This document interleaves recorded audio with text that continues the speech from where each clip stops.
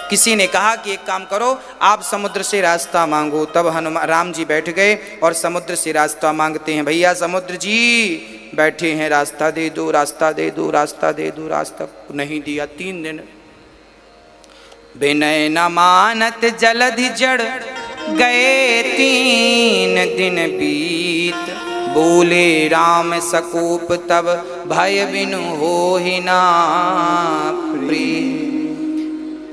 बिना जलधि विनय ना, राम जी ने कहा 3 दिन हो गए, लाओ अग्निबाण साध लिया भगवान ने, आज छोड़ेंगे नहीं समुद्र, तुमने रास्ता नहीं दिया। और जो बाण साधा समुद्र चरणों में गिर पड़ा। ठीक ठीक प्रार्थना करने बैठे तो माना नहीं, और क्रोध में आए तो मान गया। कई बार लोग ना कहते हैं, लोग बातों से नहीं मानते, लातों से बात मानते हैं।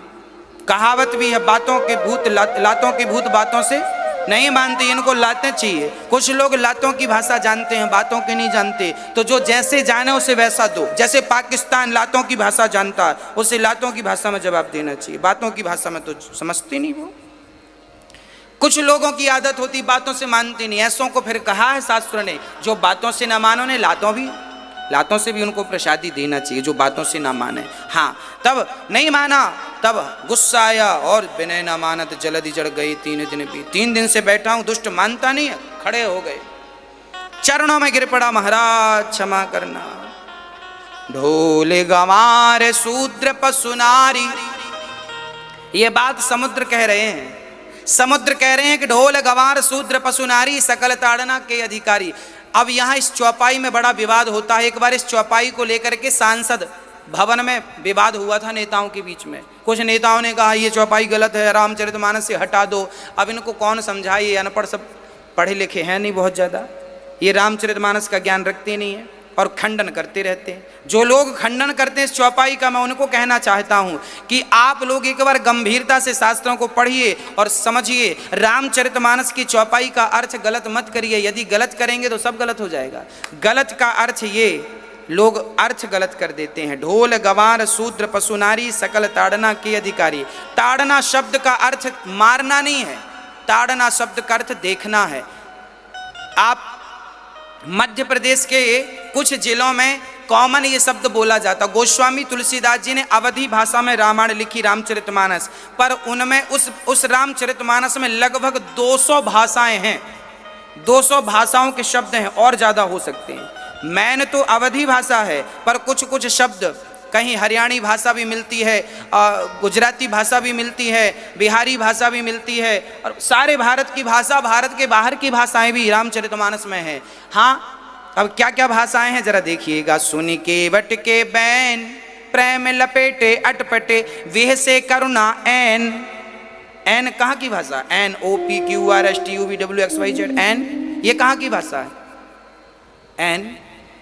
एन कहाँ की बात? अब जो इन भाषाओं का ज्ञान रखता है वो तो सही अर्थ करेगा, जो भाषाओं का ज्ञान नहीं रखता वो अनर्थ कर डालेगा। यहां भी लिखा ढोल गंवार शूद्र पशु नारी सकल ताड़ना। ताड़ना मीन्स मारना नहीं, ताड़ना मीन्स देखना। हमारे कुछ बहुत सारे प्रांतों में ताड़ना शब्द का बिल्कुल क्लियर अर्थ लोग कहते फलाने ने हमें ताड़ लिया, फलाने ताड़ लिया मतलब देख लिया। ढोलक को देखना पड़ता, सुर से उतर तो नहीं गई। गंवार, अच्छा देखना, सारे शब्दों में गंवार लगा है। ढोल गंवार, गंवार एक गाली होती है, गंवार है 1 नंबर का। तो ढोल गंवार हो जाए मतलब ढोल उतर जाए सुर से तो उसे चढ़ाओ, ढोल गंवार हो गई। ढोल गंवार, शूद्र गंवार, जो गंवार कोटि का शूद्र है उसे जरा देखते रहना, क्योंकि जब आप मजदूरों से काम कराते हैं ना, तो कुछ मजदूर तो ईमानदारी से करते हैं, पर कुछ मजदूर कामचोर होते हैं, करते नहीं है। तो जो मजदूर गंवार है उसे देखते रहो, जो ढोलक गंवार है उसे देखते रहो। ढोल गंवार शूद्र पशु, जो कुछ पशु ऐसे होते हैं ईमानदार होते हैं, गाय बकरी ये फसल पे नहीं जाते, जब चराने जाओ ना तो फसल पे नहीं जाते, पर कुछ पशु गंवार होते हैं जो जानबूझकर फसल पे जाएंगे। चारा बाहर लगा है वो नहीं खाएंगे, फसल पे खेत पे चले जाएंगे, नुकसान करेंगे। तो जो गंवार पशु है उन्हें जरा देखते रहो, मारते नहीं, देखते रहो।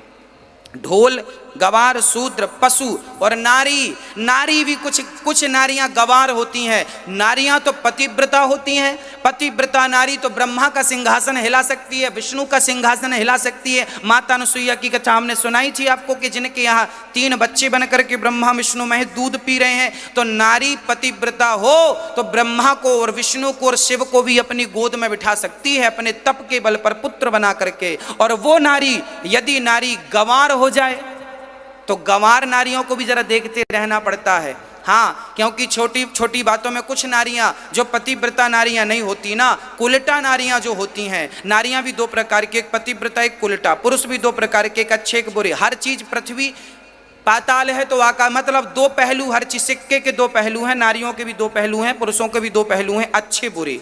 नारियां अच्छी भी बुरी भी। तो जो बुरी नारियां हैं उनको गोस्वामी जी ने कहा इनको जरा देखते रहो। जो गंवार नारियां हैं उनको जरा देखते रहो। क्या देखना है? कुछ नारियां पति से झगड़ा हुआ, पति से हुई खटपट, चलो पिता के मठ पर, पिता के पास चली गई, बोरिया बिस्तर बांधा, पापा के पास जाएंगी। पापा के पास जो बार बार पापा के पास जाती, जरा उसको देखते रहो। पापा के पास ही कहीं और तो नहीं जा रही है, तो जरा देखते रहो।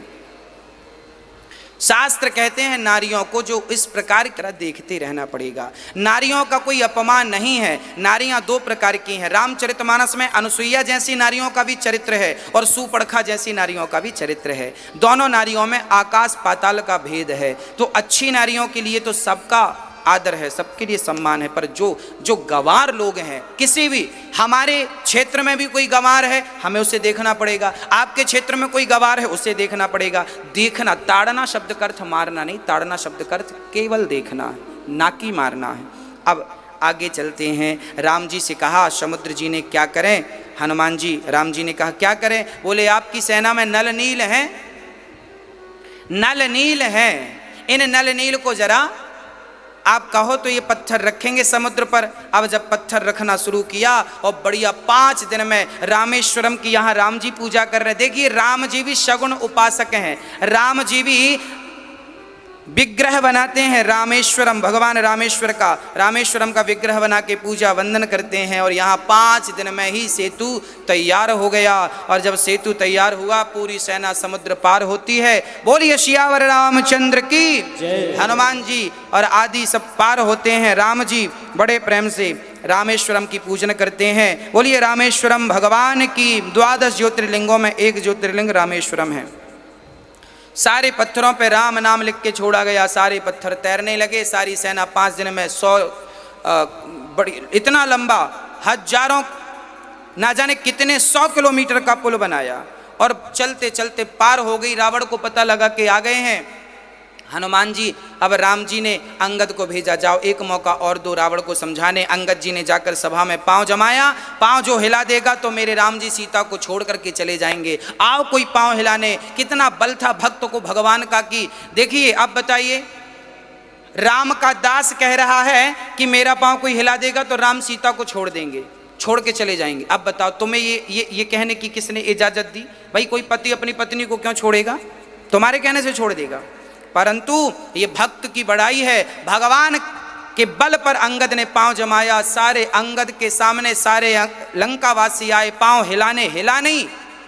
यहाँ मेघनाथ आया, पांव हिलाया, हिला नहीं। मतलब जिसके ऊपर मेरे भगवान की कृपा है ना, तो वो छोटे छोटे बंदर भी इतने बलवान हो जाते हैं कि रावण जैसे चरण पकड़ने के लिए जब आते हैं तो अंगद पांव हटा लेते हैं। रावण, मेरा उद्देश्य तुझसे अपने चरण पकड़वाना नहीं है, मेरे पांव क्या पकड़ता है, राम के पकड़ेगा तो नहीं पार हो जाएगी। अब रावण तिल मिलाया और अंगद जी वहां से फिर जाते हैं, संदेशा देते हैं। रावण को अब कोई नहीं समझा सकता। विनाश काले विपरीत बुद्धि, जब व्यक्ति का विनाश का वक्त होता है ना, तब बुद्धि विपरीत हो जाती है। तब उसे कोई लाख समझाए उसे समझ में नहीं आता, लाख कोई समझाए तो समझ में नहीं आता। श्री राम जी ने युद्ध प्रारंभ किया और जब युद्ध प्रारंभ हुआ सबसे पहले रावण युद्ध करने आया। रावण को भगवान ने पराजित करके विदा किया। उसके बाद रावण के पुत्र इत्यादि आते गए और मेरे राघव सबको धूल में मिटाते गए, मिलाते गए, मिलाते गए, मिलाते गए। अंत में मेघनाथ युद्ध करने आया और मेघनाथ ने जो शक्ति चलाई वो लक्ष्मण जी को लगी और लक्ष्मण जी धराशायी जमीन पर गिर पड़े। और लक्ष्मण जी के लिए अब क्या उपाय था? तब मेरे हनुमान जी सुखैण वैद्य को लाते हैं और हनुमान जी पर्वत लेकर आते हैं, संजीवनी बूटी खिलाई, चेतना लक्ष्मण को आई, युद्ध हुआ।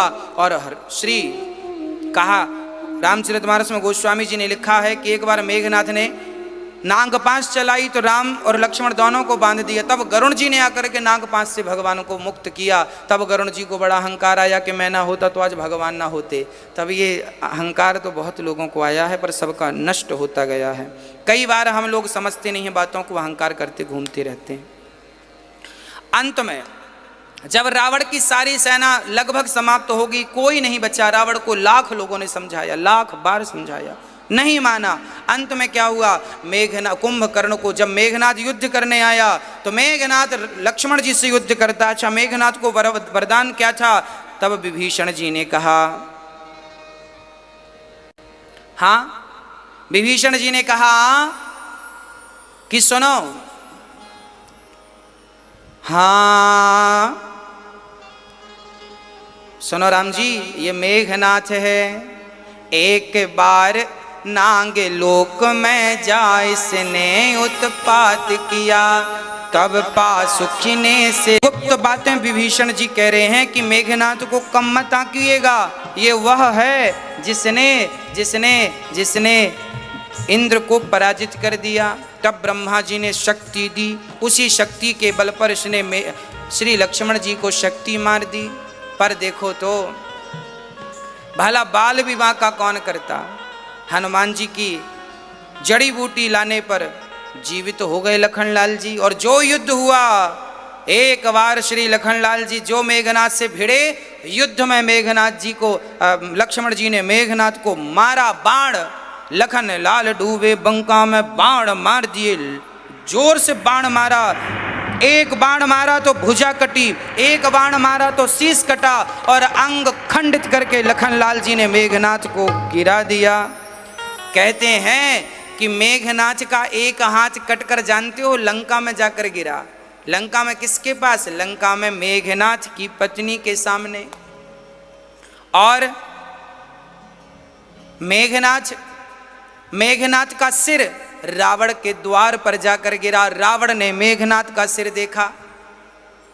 ऐसा विद्वान लोग कहते हैं, पर सीधी बात तो यह है कि मेघनाथ जब मरा तो वहीं रामादल में उसका सारा अंग था। और इसमें एक चर्चा और आती है अन्य जगह, मेघनाथ की पत्नी सिलोचना आती है रामादल पे और राम जी से कहती है, हे राम, मेरे पति का शव शीश मुझे वापस कर दो। तो चिता बनाती है और अपने पति को लेकर बैठ जाती है। तब बंदर भालुओं ने बड़ी मजाक उड़ाई, देखो तो बड़ी पतिव्रता आई, पति मर गया है, यदि तू सच्ची पतिव्रता है तो जरा अपने पति से कुछ बुलवा। तब सिलोचना ने अपने मरे हुए मेघनाथ पति से कहा कि स्वामी जी, ये जरा हमारी परीक्षा लेना चाहते हैं, जरा आप हंसिए, मुस्कुराइए। तो अन्य जगह पर चर्चा मिलती है, छेपक में चर्चाएं मिलती हैं कि जब बंदर भालुओं ने कहा कि बड़ी पतिव्रता बन रही है, तब सिलोचना के कहने पर मरा हुआ मेघनाथ खिलखिला के हंस पड़ा। इसका तात्पर्य यह है कि सिलोचना जितनी बड़ी पतिव्रता थी ना, उर्मिला भी इतनी ही बड़ी पतिव्रता थी। यहाँ लक्ष्मण की पत्नी उर्मिला और यहाँ श्री मेघनाथ की पत्नी सिलोचना, दोनों की पत्नी बिल्कुल टक्कर की थी, 50-50 थी, एक नंबर का इनका पातिव्रत था। परंतु गलती क्या हो गई? गलती ये हो गई कि उर्मिला के पति लक्ष्मण जी राम के साथ हो गए, सत्य के साथ हो गए, और यहाँ सिलोचना के पति मेघनाथ रावण गलत व्यक्ति के साथ हो गए। आप कितने भी शक्तिशाली क्यों ना हो, यदि आप गलत का साथ देते हैं तो नाश निश्चित होगा। पितामह भीष्म भी गलत के साथ थे तो उन्हें भी बाणों की सैया मिली।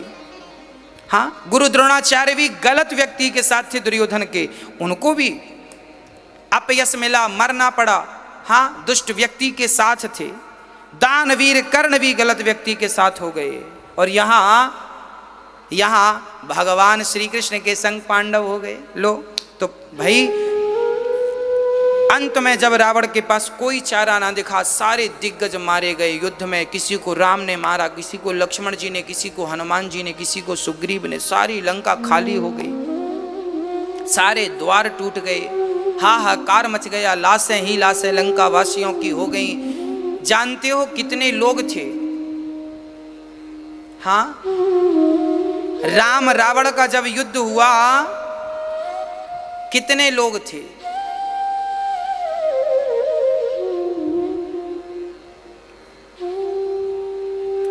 लिखा है रामचरितमानस में, हम लोग पढ़ते ना, इकाई दहाई सैकड़ा हजार 10,000 लाख 10 लाख करोड़ 10 करोड़ अरब 10 अरब खरब 10 खरब 10 खरब, फिर उसके बाद फिर नील, फिर उसके आखिरी में आता है पदम, 10 पदम, पदम आता ना, इसमें एक पदम है आखिरी में, उससे आगे फिर कुछ नहीं।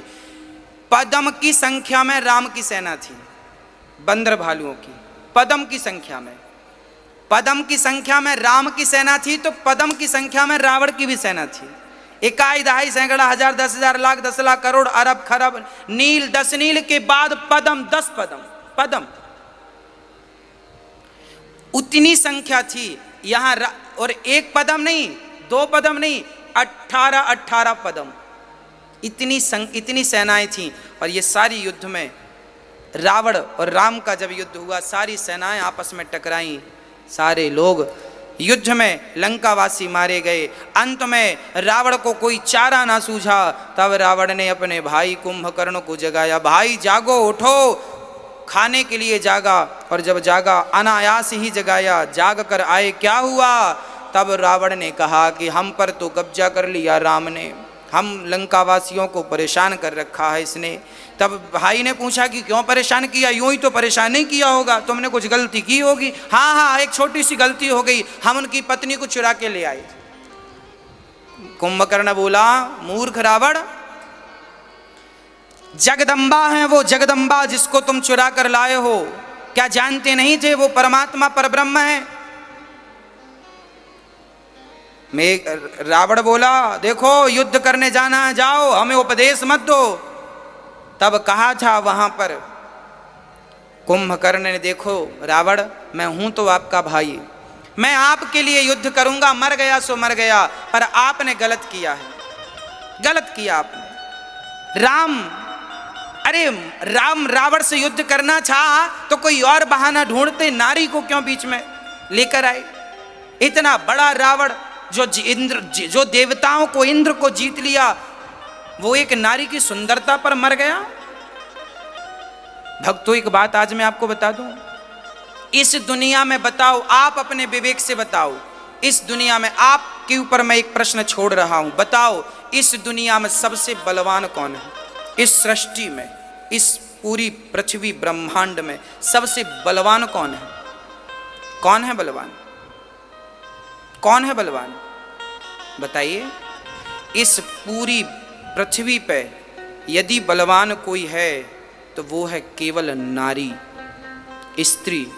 स्त्री इतनी बलवान है, स्त्री इतनी भी बलवान है कि राजा दशरथ इतने बलवान थे, पर वो स्त्री के सामने घुटने टेक दिए कि नहीं? कैकेयी के सामने। इस सृष्टि में स्त्री से बलवान कोई नहीं। भगवान शंकर को भी जब भगवान नारायण ने मोहिनी का रूप धारण किया, स्त्री बने, तो भगवान शंकर को भी पीछे पीछे दौड़ना पड़ा था। जो राक्षसों को समुद्र मंथन का अमृत मिला, वो अमृत जब मिला तो भगवान ने क्या बनकर के अमृत लिया था? मोहिनी स्त्री बनकर। एक स्त्री ही ऐसी है जो बड़े से बड़े बलवान पुरुष को भी घुटने टिका सकती है। इसलिए नारियों का आदर करिए, नारियों का सम्मान करिए। नारी चाहे तो किसी भी पुरुष को झुका सकती है, किसी भी पुरुष को। यहां पर 2 अर्थ हैं, एक तो नारी शक्ति है, पराम्बा है, भगवती है, इसलिए भी। और कई बार पुरुष पर जब कोई स्त्री, कहते हैं ना, नारी में 3 गुण, त्रिया चरित्र रामचरितमानस में लिखा है, त्रिया चरित्र। जब कोई स्त्री त्रिया चरित्र करती है ना, तो बड़े से बड़ा बलवान पुरुष भी उसके चंगुल में फंस जाता है, और जब फंसता है ना तो उसकी दुर्गति हो जाती है। इसलिए त्रिया चरित्र से जो बच गया वो भगवान तक निश्चित पहुंचेगा, और जो त्रिया चरित्र में उलझ गया उसकी दुर्गति होनी ही होनी है। इसलिए अजामिल जैसे लोग फंस गए थे त्रिया चरित्र में, बाद में मुंह से भगवान का नाम निकला तो कल्याण हुआ। इसलिए त्रिया चरित्र से बचिएगा, उन नारियों से बचिएगा उल्टा हैं जो चरित्रहीन है, जो उनसे बचिएगा। हाँ, स्त्रियों को भी बचना है चरित्रहीन पुरुषों से, और पुरुषों को भी बचना है चरित्रहीन स्त्रियों से। अब रावण ने पराई नारी पर जब कुदृष्टि डाली तो इतना बलवान क्यों ना हो, रहा ना को कुल रोबनिहारा। जब पराई नारी को कोई देखता है ना, हाँ, परिणाम ये होता है। तो प्रिय भक्तों, आज माता सीता, आज कुंभकर्ण जब गया तो कुंभकर्ण ने देखा राम को, बड़े सुंदर थे, प्रणाम मन से किया, विभीषण जी को हाथ में लेकर बातचीत हुई और विभीषण जी समझाए पर माना नहीं, तब भगवान ने मारा और इनका भी उद्धार हुआ। अंत में रावण जब युद्ध करने आया, रावण के कई बार राम ने शीश काट दिए, कई बार सिर काट, 10 सिर चेना काट दिया, रावण मरता ही नहीं। राम बोले विभीषण क्यों नहीं मरता? तब कहा इसकी नाभि में अमृत है, जब तक नाभि पर बाण नहीं मारोगे नहीं मरेगा। हर बार राम जी 20 बाण छोड़ते थे तो 20 बाण से 10 सिर कट जाते थे। एक साथ राम जी 10 सिर काट देते थे और उसके हाथ काट देते थे। हाँ, हाथ काट देते थे।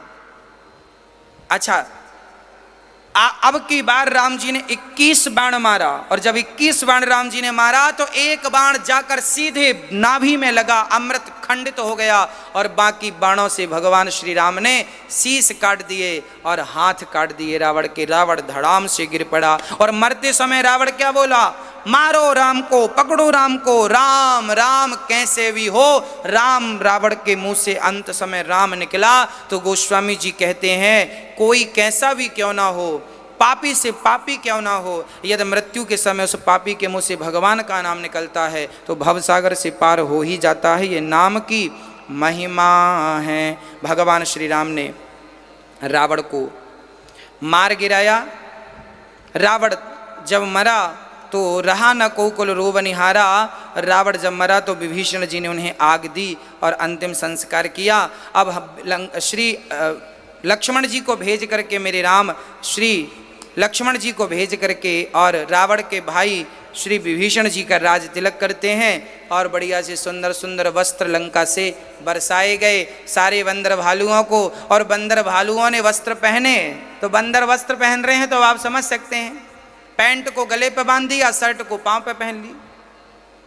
हाँ, आभूषण बरसाए तो कुछ आभूषण पांव पे पहन लिए, कुछ हाथ पे पहन लिए, कुछ कान पे लटका लिए, कुछ गले पे कहाँ का कहाँ, जहाँ का जो था वहाँ नहीं पहना कहीं। और बंदर भालू और सारे सज धज के राम जी के पास आए। राम जी, हम कैसे लग रहे हैं? राम जी बड़े मुस्कुराए, बहुत अच्छे लग रहे हो तुम, बहुत सुंदर लग रहे हो। हाँ, अब तो अंत में क्या हुआ कि विभीषण जब राजा बने तो सात सम्मान सीता माता को लाया गया, और विभीषण जी सीता माँ को लाए और राम जी ने सीता माँ को अग्नि में प्रवेश कराया। यहाँ पर कई लोग ये आरोप लगाते हैं कि राम ने सीता की अग्नि परीक्षा ली। अरे भाई, आप समझो, राम ने सीता माँ की अग्नि परीक्षा बिल्कुल नहीं ली। क्या हुआ था, ये बात कहाँ लिखी है? ये आरण्य कांड में लिखी है बात, कि जब राम जी सीता के संग एक बार बैठे थे तो राम ने सीता से कहा, सीता अब हमें कुछ लीलाएं करनी है, एक काम करो, तुम अग्नि में वास कर जाओ, जब तक करो निशाचर नासा तब लो करो अग्नि में वासा। जब तक मैं निशाचरों का नाश करूंगा तब तक तुम शांति से अग्नि में वास करो। तो असली सीता तो अग्नि में प्रवेश कर चुकी थी। रावण ने जिस सीता को चुराया था वो तो सीता की परछाई मात्र थी, डुप्लीकेट, दूसरी सीता। उनका यथार्थ रूप रावण उन्हें हाथ लगाता तो भस्म हो जाता, यथार्थ सीता को रावण हाथ लगाता तो भस्म हो जाता। तो ये बात कही गई कि राम ने जब परीक्षा, जिसे लोग कहते हैं राम ने अग्नि परीक्षा, वो अग्नि परीक्षा नहीं थी, वो सीता मैया की वापसी थी। वो सीता मैया आई जो रावण के पास थी, वो अग्नि में गई तो वो सीता पूरी समा गई, और वो सीता जो अग्नि में वास कर रही थी वो सीता प्रकट होके वापस आई। ये बात रामचरितमानस में आरण्य कांड में लिखी है ये बात। हाँ, तो सीता की अग्नि परीक्षा राम ने ली, राम ने सीता के साथ ये किया वो किया। ये प्रश्न जो करते हैं उनको ये बहुत गंभीरता से सब्जेक्ट पढ़ने पड़ेंगे। अब राम जी बड़े उदास हो गए। विभीषण जी ने कहा क्यों उदास हैं भगवान? राम ने कहा क्या बताऊं, मेरा भरत वहाँ आज आखिरी दिन है 14 साल का, यदि आज मैं पहुँचा नहीं समय से तो मेरा राम मेरा भरत प्राण त्याग देगा।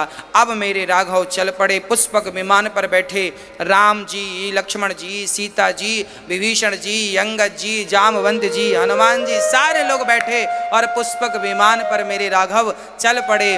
जानते हैं कहाँ कहाँ से? सीता को दिखा रहे हैं, देखो सीता यहाँ रावण मरा, यहाँ पर मेघनाथ मरा, यहाँ पर ये मरा, और आगे चले देखो ये बंदर भालुओं ने पुल बनाया, रामेश्वरम को सीता माँ को प्रणाम कराया, ये पुल ये मंदिर बनाया।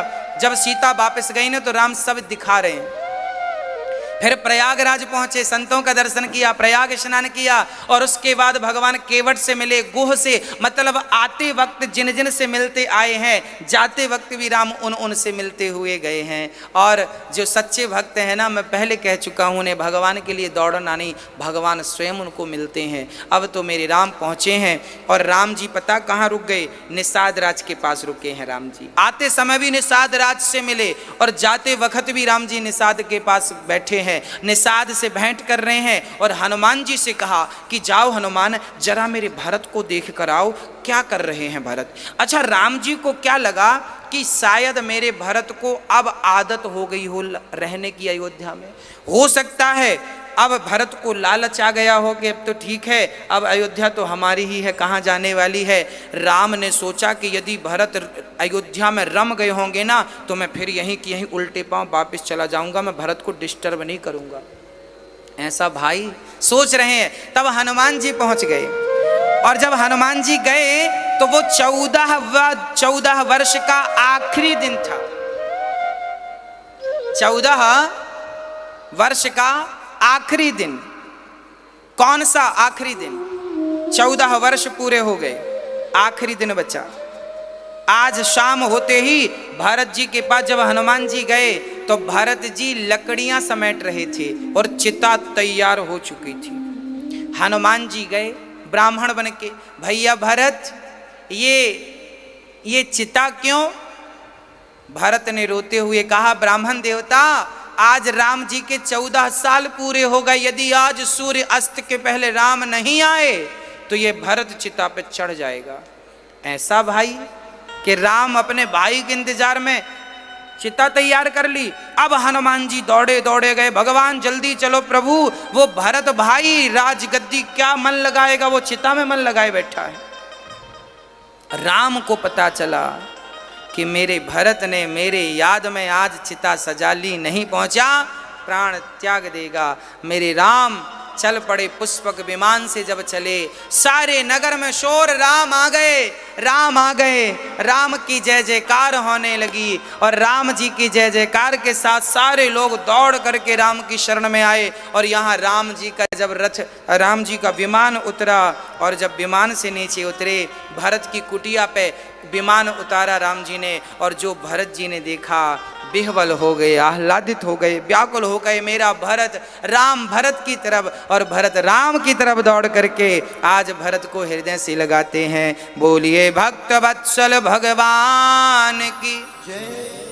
राम ने भरत को गले लगाया, भरत जी ने लिपट कर राम से रोने लगे। यहाँ लक्ष्मण जी शत्रुघ्न जी से गले लगते हैं और अब तो मेरे राम को देखने के लिए सारे लोग दौड़ पड़े और राम भरत से मिलते हैं। भरत की 14 साल में भरत ने एक भी बार कंघी नहीं की, बाल जटाएं बन चुके थे। राम भरत को गोद में बिठाते हैं और भरत की जटाएं सुलझाते हैं मेरे राम अपने हाथों से। भरत और राम के मिलन पे सारे लोग सुखी थे, यदि दुखी थे तो केवल 2 लोग। राम और भरत अब मिले तो सबकी आंखों में खुशी के आंसू थे, पर 2 लोगों की आंखों में दुख के आंसू थे। वो 2 कौन? पहले थे विभीषण, दूसरे थे सुग्रीव। सुग्रीव विभीषण ने सोचा राम राम, एक भाई ये है जो भाई के लिए 14 साल यहाँ दुखी रहा, और एक भाई हम लोग हैं जो अपने अपने भाइयों को मरवा कर उनके सिंहासन पर बैठ गए। एक भाई ये विभीषण जी हैं, एक भाई ये सुग्रीव जी हैं। अब ये दोनों वहां छिप के रोते हैं, हमारा भाई भी जिंदा होता तो हम ऐसे लिपटते। भाई भाई में प्रेम कैसा हो, भरत और राम जैसा हो। हाँ, भरत और राम जैसा हो, इतना प्रेम। क्या भाई होता है। कोई रामचरितमानस में भरत प्रसंग पढ़कर देखे, यदि मैं भाई हूं तो मुझे भरत प्रसंग समझ होना चाहिए, याद होना चाहिए, तब तो मैं भाई का कर्तव्य निभाऊंगा, पूरा करूंगा। भाई का कर्तव्य पूरा कीजिए। और राम जी अब जब सीता माँ और जब वहां सारी माताएं आ गईं और सारी प्रजा मन में सोचने लगी कि जैसे राम भरत से मिले ऐसे हमसे मिलते तो हमारा भी कल्याण हो जाता, तब राम ने एक ऐसी माया रची कि जितने लोग थे उतने राम बन गए और सबको ऐसा लगा कि पहले राम हमसे भेंट कर रहे हैं। देखिए ये भगवान की भगवत्ता ये प्रकट हो रही है। गोस्वामी जी लिख रहे हैं कि उतने राम बन गए जितनी प्रजा थी, मतलब लाखों की संख्या में राम ने अपने रूप बनाए और सबसे मिल रहे हैं। सबको यही लग रहा है कि राम पहले हमसे मिले। सीता जी सारी सासू माँ से मिलती हैं, सबके चरणों में प्रणाम करती हैं और वहाँ पर सीता माँ की बहनें उर्मिला इत्यादि, श्रुति कीर्ति इत्यादि सीता से भेंट करती हैं। सारा परिवार आज आनंद मग्न है और तुरंत राम जी को पालकी पर रथ पर बिठाकर भरत जी चले अवध में और अयोध्या में राम के राज्य तिलक की तैयारी हो रही है। भरत जी ने कहा अब एक दिन की भी देर मत करिए। पिछली बार देर की थी, बात कल पर टाली थी तो 14 साल निकल गए, अब बात कल पर टालेंगे तो कहीं फिर ना कुछ हो जाए। इसलिए भरत जी कह रहे हैं कि हमें तो तुरंत राम को राजा बनाना है। और श्री वशिष्ठ जी को बुलाया गया, सातों समुद्रों का जल बुलाया गया। दशरथ जी की वो राज सिंहासन पर श्री राम जी बैठे हैं और बाजू में श्री जानकी जी बैठी हैं और प्रथम तिलक वशिष्ठ मुनि की ना। आज वशिष्ठ जी ने राज तिलक कर दिया मेरे राम का। और बोलिए सियावर रामचंद्र की। राम राजा बन गए, सीता जी रानी बन गई और राम राज्य चालू हो गया। सारे लोग अपनी अपनी व्यवस्था करने लगे, संभालने लगे। और कितनी बढ़िया व्यवस्था थी, कितना अद्भुत दर्शन था प्रिय भक्तों, कितनी बढ़िया बात थी। राम राज्य कैसा था। आज हम सभी लोग राम राज्य की कामना क्यों करते हैं, कल्पना क्यों करते हैं। दशरथ राज्य की कामना क्यों नहीं करते, कृष्ण राज्य की कामना क्यों नहीं करते। राम राज्य की कामना, इक्ष्वाकु वंशी थे ये, इक्ष्वाकु इतने बड़े राजा थे, रंती देव इतने बड़े इनकी कामना राम राज्य कैसा था। कहते हैं राम राज्य में कोई समय के पहले मरता नहीं था। राम राज्य में ऐसा नहीं होता था कि बच्चे मर जाएं और माँ बाप जिंदा रहें, ऐसा राम राज्य में बूढ़े लोग मरते थे, फिर आदमी बूढ़ा होके मरता था, पूरी उम्र भोगने के बाद मरता था। वहाँ कोई बीच में कभी मरता नहीं था, जवान आदमी मरते नहीं थे, कोई बीमार नहीं था, कोई अपाहिज नहीं था, कोई लंगड़ा, कोई अंधा, कोई बहरा नहीं था। सारे लोग हृष्ट पुष्ट स्वस्थ थे। क्यों? क्योंकि राजा जब धर्मात्मा होता है तो प्रजा सुखी होती है। राजा जब धर्मात्मा नहीं होता तो राजा का फिर पाप प्रजा को भोगना पड़ता है। तो राम पवित्र थे तो प्रजा को पावन सुख मिला।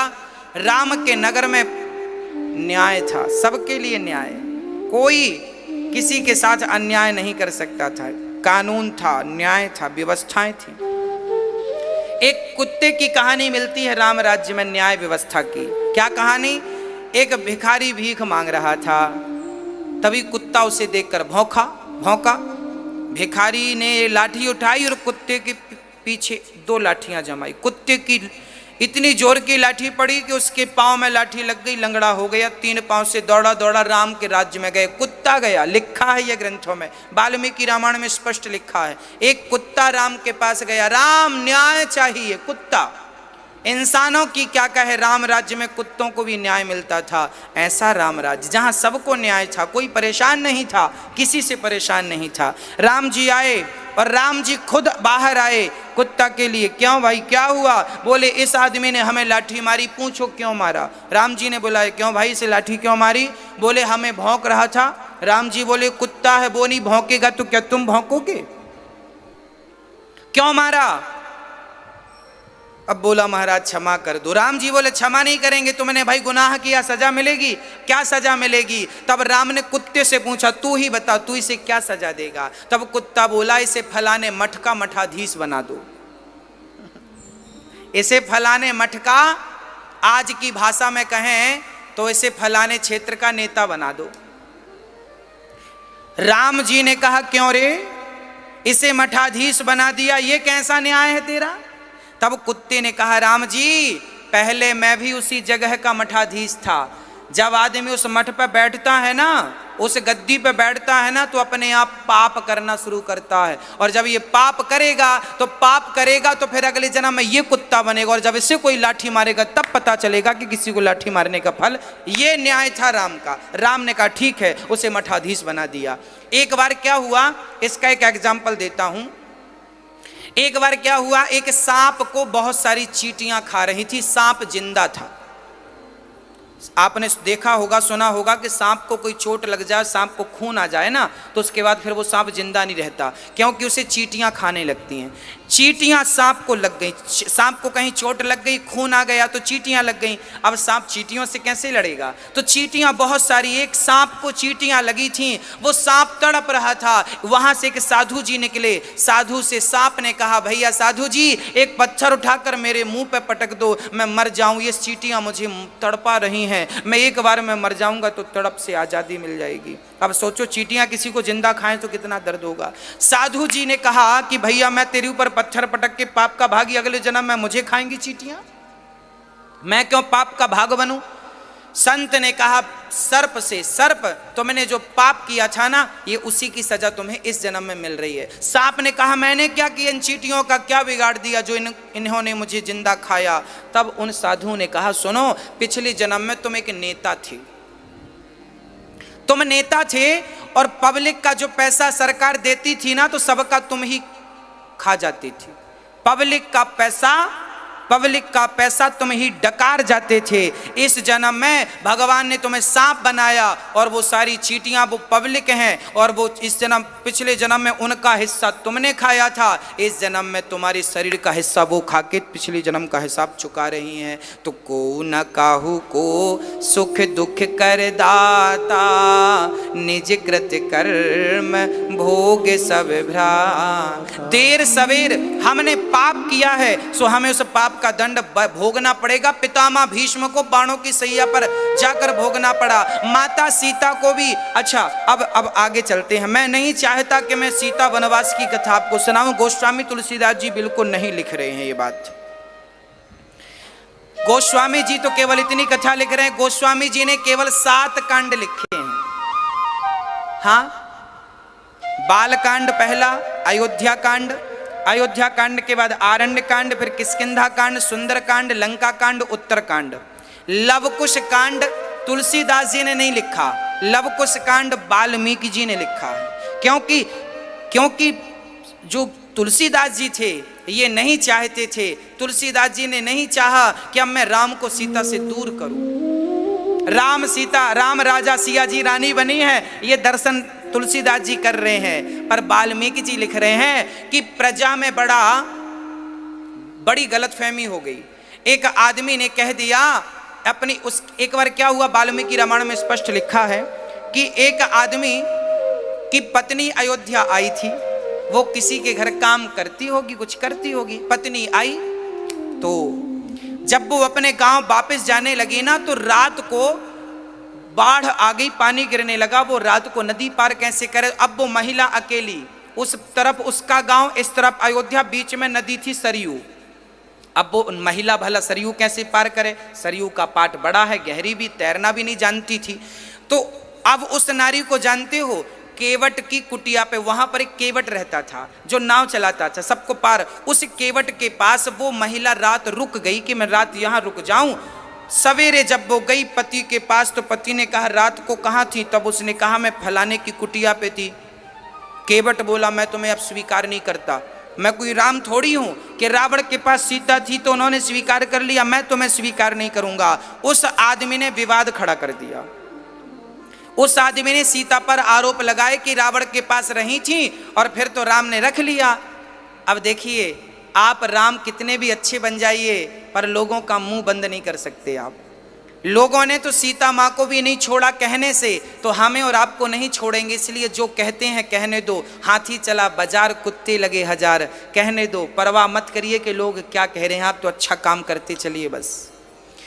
हाँ, अब राम जी तो नहीं चाहते थे कि सीता का त्याग हो, कुछ हो, परंतु जबरदस्ती पब्लिक अब चर्चाएं होने लगी। जो लोग जहां बैठे चर्चा करने लग जाएं, देखो राम ने सीता को रख ली। एक बार राम जी ही जाकर रूप बदल के सुन के आए कि बड़ी चल रही है चर्चाएं। तब सीता माँ को खबर लगी कि मेरे बारे में ऐसी चर्चाएं। तब सीता माँ को लगा कहीं मेरे पति का पद कलंकित ना हो जाए, मेरे राम का चरित्र कलंकित ना हो जाए। तब राम सीता माँ ने अपनी मर्जी से त्याग कर दिया था। अभी जो रामायण आई थी, रामानंद जी ने भी ये बात दिखाई थी टीवी पर, अपनी मर्जी से सिया जी ने त्याग कर दिया था। ये बात बिल्कुल सच्ची है कि राम तो जानते थे कि सीता कितनी पवित्र है, परंतु पब्लिक ये लोग, ये दुनिया के कारण सीता जी वनवास चली गई। फिर वहां वाल्मीकि जी के आश्रम में लव कुश हुए हैं, कथा सबको विदित है। अब रामचरितमानस गोस्वामी जी पूरी करते हैं। उत्तरकांड में बढ़िया सुंदर सुंदर उपदेशों का वर्णन है। कागभुषुंड जी गरुण जी को सुना रहे हैं, भगवान शंकर हंस बन के गए, कागभुषुंड जी क्यों काग बने? तब कहते हैं इन्हें अहंकार आ गया था, इसलिए इन्होंने शंकर जी का अपमान कर दिया था। ये भगवान शिव को राम से अलग मानते थे। कागभुषुंड जी पिछले जन्म में शंकर जी को अलग और कृष्ण राम को अलग, ये राम के पुजारी थे पर शंकर जी का अनादर करते थे। तब गलत हुआ, मैसेज गलत चला गया। शंकर जी के भक्ति करते हो तो राम का विरोध नहीं करना, और राम के भक्त हो तो शंकर जी का विरोध करना, मत विरोध करना, नहीं तो बहुत नुकसान हो जाएगा। शिवद्रोही सपने में भी भगवान को नहीं भाता, ऐसा लिखा है। तो हृदय में शिव के प्रति, शिव के मंदिर में जाओ तो कहो हे भोलेनाथ, राम के चरणों में मेरा प्रेम बढ़ जाए, ये कृपा करो। और राम जी के मंदिर में जाओ और शंकर की भगत हो तो कहो हे राम, मेरे भगवान शिव के चरणों में अनुराग हो जाए। शंकर जी की स्तुति नमामि शमीशान निर्वाण रूपम विभुम व्यापकम ब्रह्म वेद स्वरूपम स्तुति की। और गुरुदेव ने क्षमा मांगी, भगवान शंकर क्षमा करते हैं। बाद में ये कागभूषण कौआ बने और हंस जी को ज्ञान दे रहे हैं। शिव जी इनसे कथा सुन रहे हैं हंस बनकर। और संग गरुण जी को अहंकार आया ना, जब नागपाश से छुड़ाया, तब इनको कथा सुनाकर इनका अहंकार समाप्त किया। इसके साथ ही राम राजा बने हैं। एक सेठ जी थे, वो सेठ जी बहुत बड़े भक्त थे भगवान के। उन्होंने एक मंदिर बनवाया और भगवान श्री कृष्ण और श्री राधा रानी को स्थापित किया। तो श्याम सुंदर का मंदिर। अब सेठ जी थोड़ा बिजी रहते, तो सेठ जी ने एक पंडित जी को कहा, पंडित जी यहाँ आओ, ये भगवान की आप सेवा किया करो, समय पे नहलाना, समय पे पूजा करना, समय पे भोग लगाना, और भगवान की सेवा में जितना पैसा लगे, जितना खर्चा लगे, आप ले लिया करो, कोई संकोच ना किया करो। पंडित जी भी बहुत बड़े भक्त थे। सेठ जी जितने बड़े भक्त थे, पंडित जी भी भक्त थे। मतलब पंडित जी को भी कुछ नहीं चाहिए था, केवल वो भगवान और खुद, कोई तीसरा का कोई काम नहीं, वो भी समर्पित थे। अब ऐसे एक दिन क्या हुआ कि आम का सीजन आया, बाजार में पहली बार आम आया। अब पंडित जी क्या करते कि भगवान के भोग लगाने के लिए रोज बाजार जाते, और जो ताजे ताजे फल आते, सेठ जी ने कह रखा था कि भगवान जी को बढ़िया ताजा ताजा खिलाओ, नाश्ते में फल खिलाओ, पहला भोग फल का। तो जो भी फल बढ़िया आए ले आया करो। पंडित जी जाते, सेठ जी पैसा देते, भोग लगाते, सेठ जी को प्रसाद देते, पंडित जी भी खाते। एक दिन क्या हुआ कि बाजार में पहला आम आया था सीजन का, और संयोग से सारे आम बिक चुके थे। बाजार में एक ही दुकान पर केवल एक आम बचा था, थोड़ा बड़ा था आम, एक ही पीस थी आम की, एक ही आम था बस। तो पंडित जी पहुंच गए, भाई साहब आम आया है, लाओ आज भगवान जी को आम का भोग लगाएंगे, आज हमारे ठाकुर जी आम खाएंगे। कितने का दिया? तो दुकानदार ने कहा कि 2 आने का दिया। उस समय आना चलता था, 2 आने का आम लाओ। अब तभी क्या हुआ, उस क्षेत्र का जो राजा था, उस राजा ने अपने मंत्री से कहा कि आज मेरी आम खाने की इच्छा है, जाओ बाजार से आम ले आओ। अब सेठ का राजा का जो मंत्री था वो आम लेने के लिए चला, वो भी उसी दुकान में पहुंचा। पूरे आम तो खत्म हो चुके थे, एक ही दुकान पर एक ही आम बचा था। आम अच्छा था, पका हुआ, बड़ा था। तो राजा के मंत्री ने कहा कि भाई आम कितने का दिया? पंडित जी बोले कि भाई ये आम तो मैंने खरीद लिया 2 आने का। तो राजा का मंत्री बोला, दुकानदार मैं 4 आने देता हूं, ये आम मुझे दो। पंडित जी बोले ऐसी बात नहीं, ये तो मेरे ठाकुर जी भोग लगाएंगे, मैं 8 आने दूंगा। अब दुकानदार बड़ा खुश हुआ कि वाह, मेरा 2 आने का आम 8 आने में। लो पंडित जी, नहीं नहीं नहीं, मैं 16 आने दूंगा। राजा का मंत्री बोला। पंडित जी बोले अच्छा मैं 2 रुपए देता हूं, 2 रुपए दूंगा चलो। राजा के मंत्री ने कहा मैं 5 रुपए दूंगा, 5 रुपए दूंगा। ये राजा को चाहिए, हमारे राजा खाएंगे, उनका मन है आज आम खाएंगे वो भोजन में। पंडित जी बोले नहीं, मेरे भगवान भोग लगाएंगे, 7 रुपए, ये आम मुझे दो, 7 रुपए लो। मंत्री बोला 10 रुपए, पंडित जी बोले 12 रुपए, मंत्री बोला 15 रुपए, पंडित जी बोले 20 रुपए, मंत्री बोला 30 रुपए, पंडित जी बोले 40 रुपए, मंत्री बोला 50 रुपए, पंडित जी बोले 60 रुपए, मंत्री बोला 65 रुपए, पंडित जी बोले 100 रुपए। अब मंत्री बोला कि यदि मैं 100 रुपए का आम ले जाऊंगा तो राजा तो फांसी भी लटका देगा कि एक आम मैंने आम खाने का बोला था, ये थोड़ी के 2 आने का आम तो 100 रुपए में लेके आ। अब मंत्री छोड़ दिया और सौदा पक्का हुआ पंडित जी का। पंडित जी ने 100 रुपए दिए, आम लाए। बात ये नहीं थी कि वो आम कितने का था, बात ये थी कि पंडित जी वो आम भगवान के लिए चाहते थे, अपने लिए तो नहीं था। राजा है छोटी सी जगह का, भगवान तो सृष्टि के राजा है। जब ये जगत के राजा के लिए 60 रुपए की बोली लगा सकता है तो मैं जगत के पालनहार के लिए 100 रुपए की बोली नहीं लगा सकता।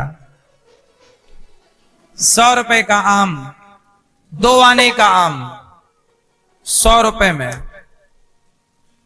दुकानदार बड़ा खुश हुआ, पंडित जी आम लेकर गए और आम रखे, और जैसे ही आम रखे कि भगवान जी मंदिर से दौड़े। अच्छा, भगवान जी भी तो भक्त की इस भावना को समझ रहे हैं।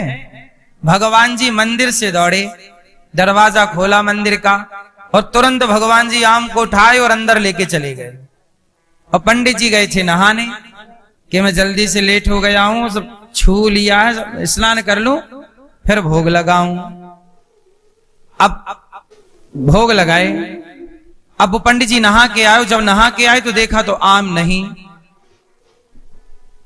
अब पंडित जी बड़े परेशान, हे भगवान आम कहां गया? चूहा तो नहीं ले गया? आम कहां चला गया? भगवान जी को भोग लगाना था, अब आम तो मिला नहीं। चलो पर्दा खोलें, पट खोलें। और जैसी ताली बजाई और मंदिर का द्वार खोला तो भगवान उस आम को अपनी छाती से लगा के खड़े थे ऐसे। अब तो पंडित जी बोले, प्रभु आप आम खाएंगे, आपको भी पसंद है, अब तो पंडित जी गदगद हो गए। आम को भगवान से लिया, काटा, तुलसी पत्ता डाला, भोग आम का लगाया, और जब भोग समर्पित किया, भगवान को तृप्त किया, अब वही आम का प्रसाद ले जाकर सेठ जी को दिया।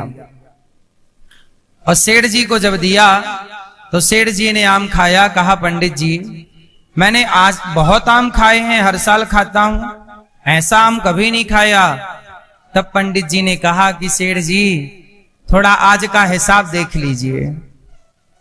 हिसाब की डायरी देखा तो आम 100 रुपए का। सेठ जी ने कहा पंडित जी आम 100 रुपए का?